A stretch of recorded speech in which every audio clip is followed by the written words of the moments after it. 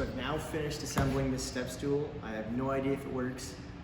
So now it's time to see if it actually puts together and looks like a stool. Moment of truth. Oh, that looks good. I did not think this was going to turn out the way it did, but I am pretty pleased with it, and oh, that is smooth.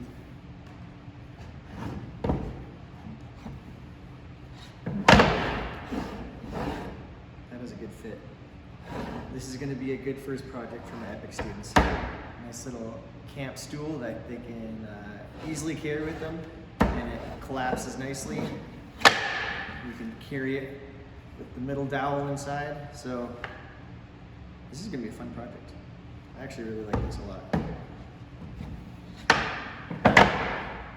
Now just to finish it up, sand it, and put a finish on.